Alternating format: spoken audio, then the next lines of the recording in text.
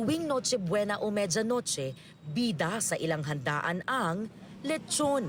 Sa lechon capital na Loloma, Quezon City, naglalaro na sa 12,000 to 25,000 pesos ang lechon.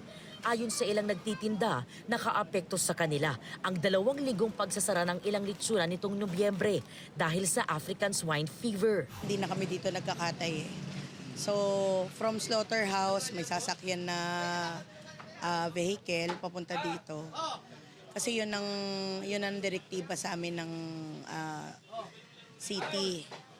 Para at least safe lahat ng baboy na pumapasok.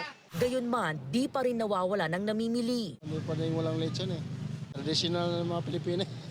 Ngayong kabi-kabila na ang handaan, paalala ng Department of Health, ingatan ang kalusugan. Kadalasang tumataas ang insidente ng atake sa puso, alta presyon at stroke tuwing holiday season. Dapat daw maghinay-hinay sa mga pagkaing mamantika o di kaya'y sobrang alat o tamis. At kung maaari, iwasan din ang bisyo gaya ng paninigarilyo at pag-inom ng alak. Bilang bahagi ng Ligtas Christmas Campaign, iikot sa mga ospital si Health Secretary Ted Herbosa. Mula December 23 to January 5, araw-araw na maglalabas ang DOH ng datos ng mga nagkakasakit sa puso, nasustroke, ina-asthma, gayon din ang mga naaaksidente sa kalsada at nasasabugan ng paputok.